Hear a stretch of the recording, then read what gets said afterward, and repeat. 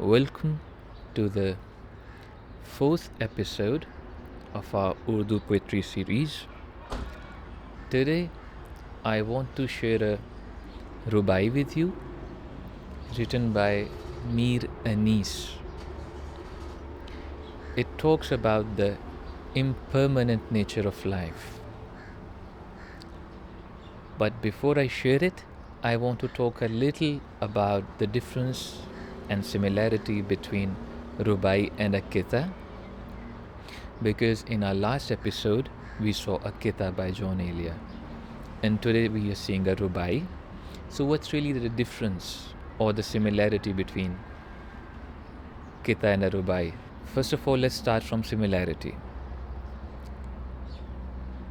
We saw in the last episode when I talked about kita that kita is written when the poet feels he needs more lines to express his idea or his thought than 2 lines. So then he maybe writes 4 lines or 6 or 8, and that one is called a kita. Similarly, rubai on the other hand is more than 2 lines. It's actually 4 lines. The word rubai itself comes from the Arabic ruba or rabi'a, arba'a, all having the meaning of 4. So rubai can translate it into English as a quatrain. Quatrain has quite a similar meaning from cuatro. In Espanol también usan cuatro for 4. So quatrain, something of 4. The same meaning of rubai, okay?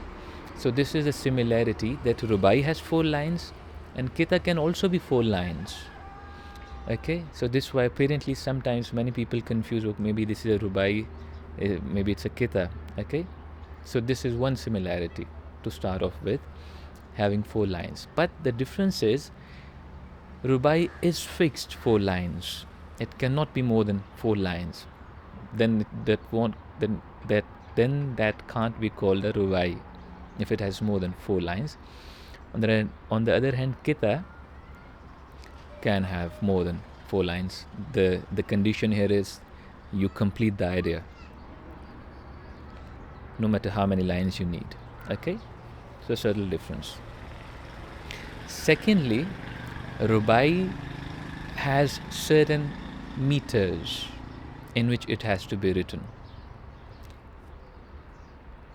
Around 24. There are set patterns that it follows, rubai. Whereas kita can be written in any meter, in any scheme. If it's part of a ghazal, whatever the ghazal is following the meter, it can be written in that.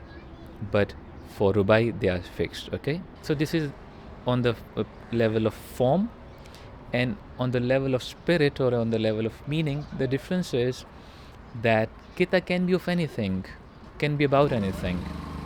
Okay, you see, for example, I see this man going right now on the bike making a bit noise, so maybe I can write about it or anything. But rubais, on the other hand,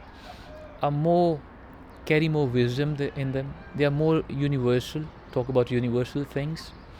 So this is another difference. Okay, now let's see this rubai by Mir Anis, what he talks about. So in this rubai, Mir Anis says, दुनिया भी अजब सराय फ़ानी देखी, हर चीज़ यहाँ की आनी जानी देखी, जो आके न जाए वो बुढ़ापा देखा, जो जाके न आए वो जवानी देखी.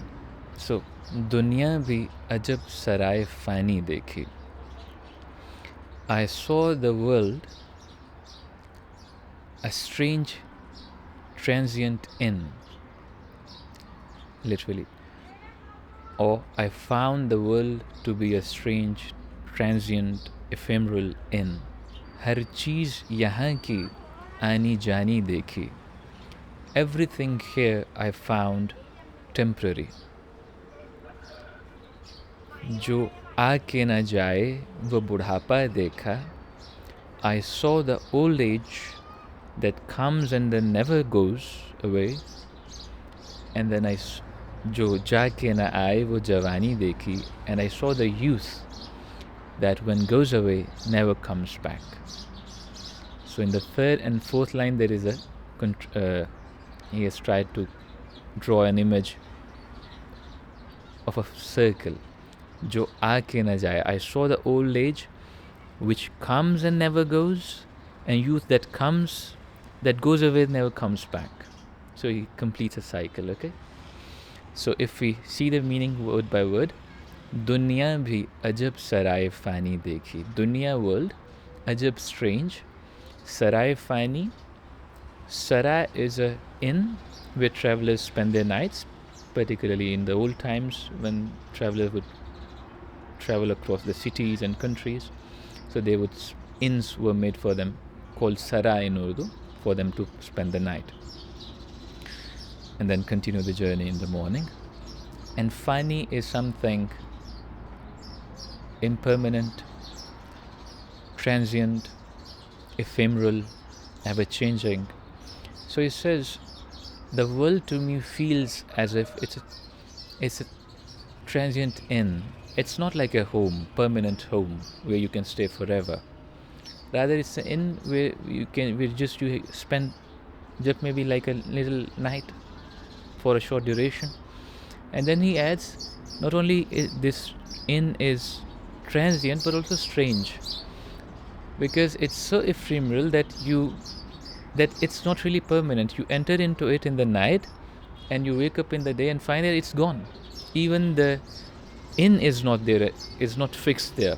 This is why he adds strange. It's a very strange place, so impermanent that it fades away. You enter into it in the night and then morning find even the inn is not there. Such a strange transient inn is this world. So,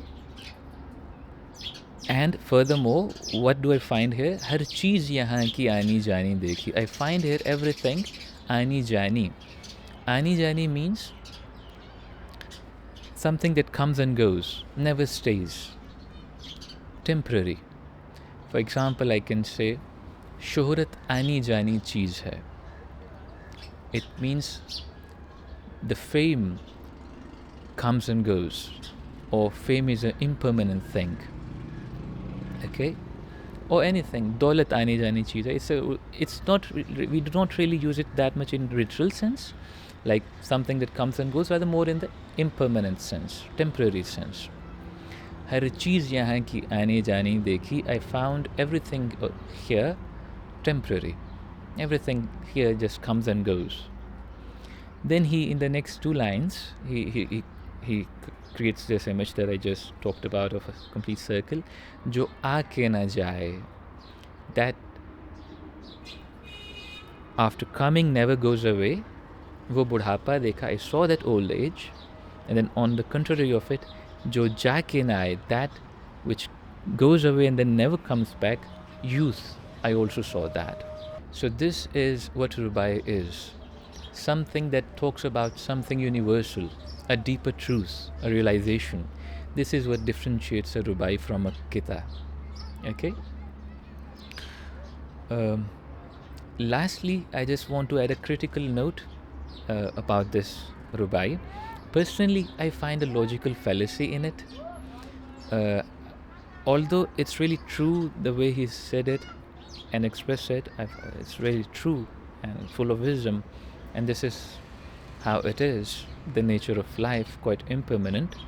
But there is a little logical fallacy that in the second line he says that everything in this world is temporary. Everything of it is anijani, comes and goes, temporary. But then in the third and fourth line he says, when the old age comes, it never goes away, so it stays with you permanently. And then when youth goes away, it also goes away permanently. So apparently it's a contradiction. So I think that even Budhapa and youth are really not permanent. Neither Budhapa can be with you forever permanently, nor youth can leave you forever. You know, often in Indian ideologies, they talk about reincarnation. So if we bring that into consideration, then, you know, after the old age, you're born again, you become young again, and then you become old again, So I believe Mir and Nis, because in Muslim ideas, reincarnation has no place. They believe in a permanent heaven and hell. So maybe there is a fallacy there. Although he says everything is impermanent, then he talks about old age and youth permanent. Like youth goes away forever, old age stays with you forever, permanently. But if we add to that the Indian idea of reincarnation, then this makes more sense. That even youth, even the Budhapa will leave you. You will become young again. Okay, and then even youth will again turn into old age. So that the cycle will continue on. Then the Ani Jani would be complete. Okay. So just a side critical note that came to my mind while preparing for this video, and I just wanted to add at the end, not to criticize it, just to give you the full both side of the picture, okay, so that you can fully enjoy and receive this rubai and perceive it, okay, the way I perceived it, okay. So thank you so much. This is the end of today's episode. See you in the next episode, where I have a bit lengthy ghazal that I want to share with you, but a very beautiful one. I hope you will enjoy that too. Thank you so much. This is it for today. Allah Hafiz. And you see, even the sun is very impermanent, very anijani. The dhoop is very anijani cheese. Dhoop is sun. So it is, it's so difficult for me to set the exposure. I have to take a break every 5 or 10 minutes and readjust the exposure for the sun. Sometimes it's increasing, sometimes it's decreasing. Dhoop is such a ani-jani thing. Allah Hafiz.